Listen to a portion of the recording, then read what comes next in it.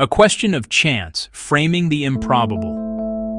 How likely is it that one person could fit a specific, detailed profile written centuries before their birth? This is not a question of faith, but one of mathematics and data. We can take a cold, hard look at the numbers.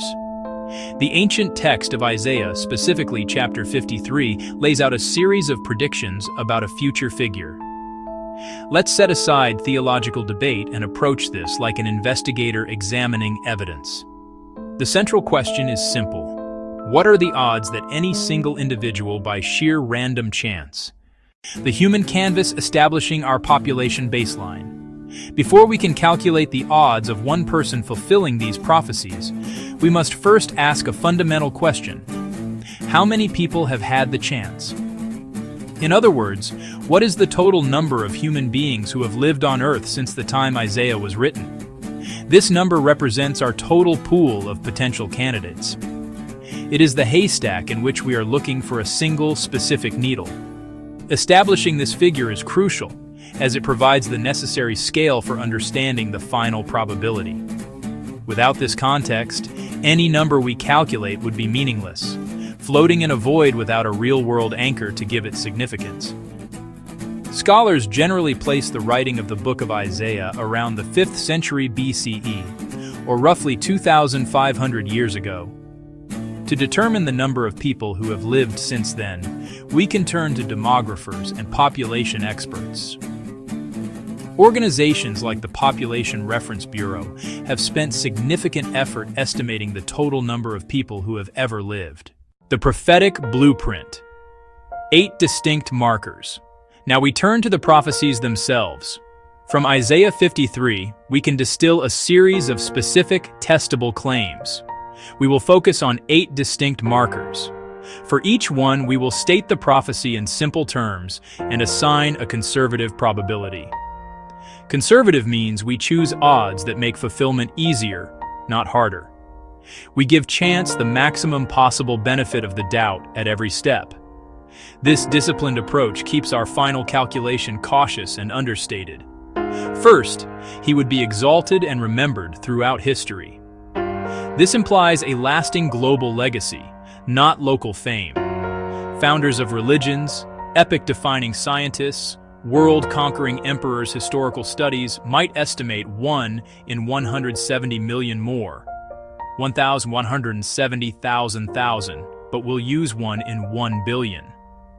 Second, his appearance would be marred more than any other man.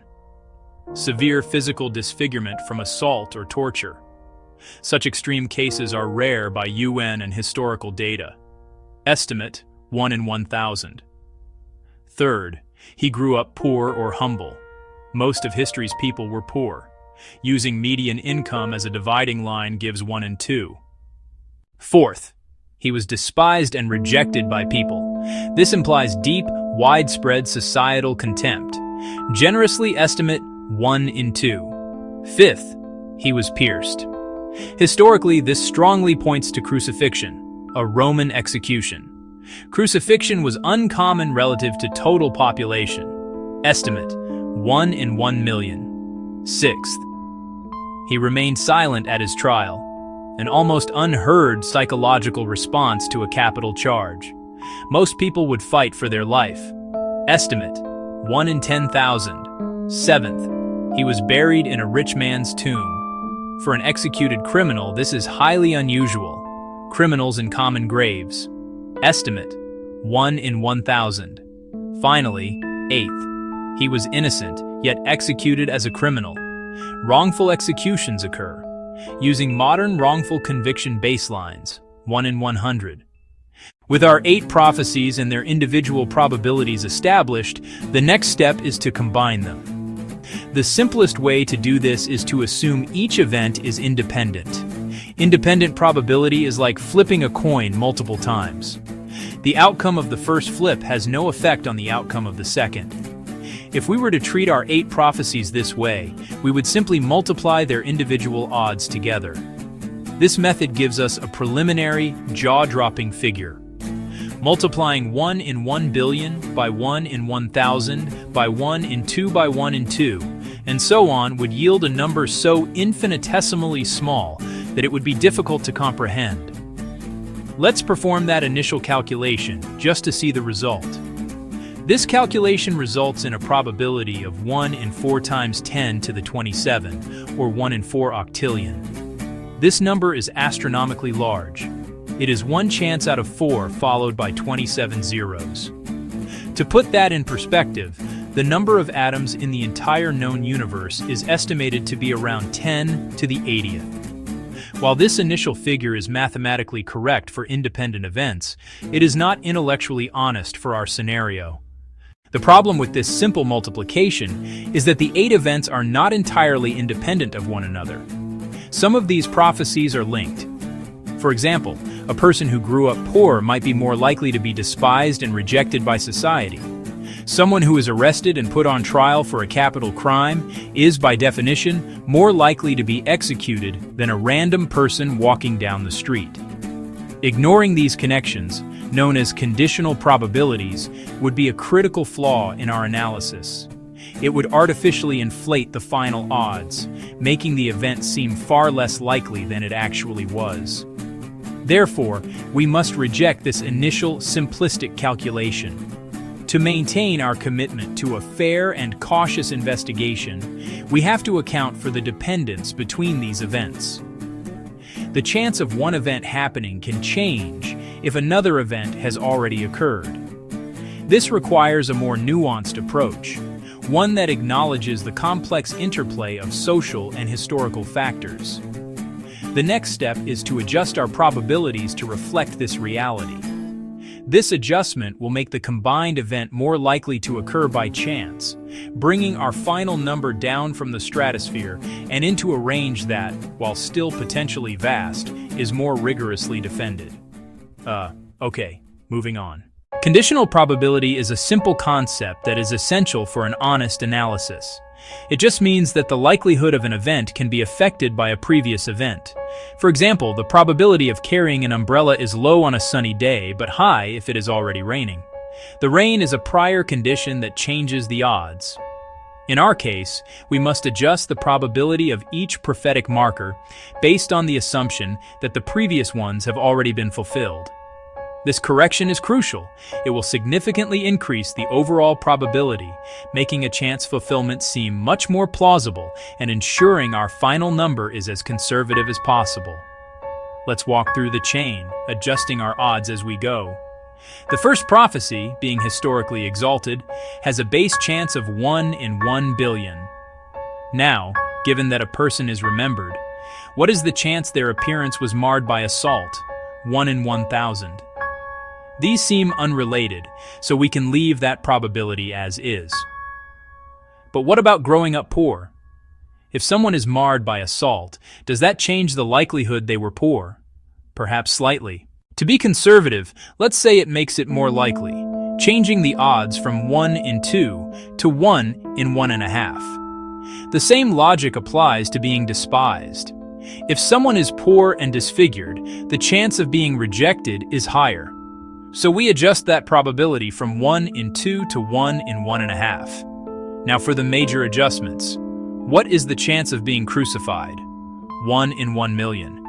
If a person is already despised and rejected, they are far more likely to fall victim to state-sanctioned violence. Let's make a huge conservative adjustment and say this increases the chance 100-fold to 1 in 10,000. Next, what is the chance this crucified person remains silent at their trial? 1 in 10,000. This is a psychological trait and is unlikely to be dependent on the prior events, so we will leave it unchanged.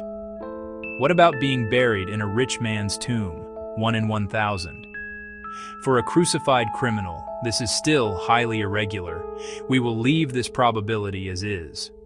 Finally, what is the chance that this person, who was despised, crucified, and remained silent, was actually innocent? 1 in 100. The fact that they did not defend themselves might make a wrongful conviction more likely in a corrupt system. We have now calculated our adjusted conservative probability by multiplying the chain of conditional odds. The final number we arrive at is approximately 1 in 1.82 times 10 to the 25. This is one chance in 18.2 septillion. But this is the chance for any one person. We must now account for the 60 billion people who have lived since Isaiah. When we divide our massive number by 60 billion, we find the probability that any person in that entire population would have fulfilled the 8 prophecies by chance. That final figure comes to approximately 1 in 2.94 times 10 to the 14, or one chance in 294 trillion. This number is still far beyond our ability to intuitively grasp. To bring this figure down to earth, let's use a simple illustration. Imagine the state of Texas, which has a land area of about 268,597 square miles. Now imagine we cover the entire state with Oreo cookies, laying them flat side by side. One single cookie, somewhere in that vast expanse, has been painted white on the inside. You are blindfolded and told to walk across the state, bend down at a random spot, and pick up one single cookie. The chance of you selecting that one special painted cookie is roughly equivalent to the chance of one person in all of history since Isaiah fulfilling these 8 prophecies by random chance. This visual helps to frame the sheer improbability we are dealing with. It is not just unlikely, it is statistically staggering. The number 294 trillion is a one-in-a-lifetime Powerball jackpot win multiplied by 1,000,000. It is a scale of improbability that we rarely encounter in our daily lives. The illustration of the cookies spread across Texas helps to translate the cold, abstract mathematics into a tangible, physical picture. It demonstrates that while such an event is theoretically possible, its likelihood is so vanishingly small that it challenges the boundaries of what we would consider a plausible coincidence. It is important to remember how we arrived at this number. We did not cherry-pick our data to make the odds longer. On the contrary, at every single step, we made conservative choices. We used a massive population estimate. We chose probabilities for each event that made them seem far more common than they likely were. We then accounted for conditional probability to make the combined event even more likely. Despite all these efforts to shrink the final number and give chance its best shot, the result remains astronomically remote. Our short, clear study has taken us on a remarkable journey. We began with a simple question. How likely is it that one person would match 8 specific prophecies from Isaiah 53 purely by chance? Using a conservative baseline of 60 billion people who have lived since the text was written, we assigned cautious probabilities to each of the 8 prophetic markers. By carefully applying conditional probability to account for relationships between these events, we arrived at a final adjusted figure, approximately 1 in 294 trillion. This result is not an argument for theology. It is the product of plain numbers and transparent logic. The number itself is the core finding. Under reasonable, consistently conservative assumptions, the likelihood of a random convergence of these 8 traits in a single individual is vanishingly small. Imagine picking one specific Oreo from a sea of them covering the state of Texas. The conclusion is not that it was impossible, but that it was so statistically improbable as to demand serious consideration. A note of caution. Our analysis is necessarily an estimation. The probabilities we assigned are based on the best available historical and sociological data, but they remain educated guesses. Some might argue for different numbers, although our conservative approach defends against exaggeration claims. The adjustments for conditional probability are subjective.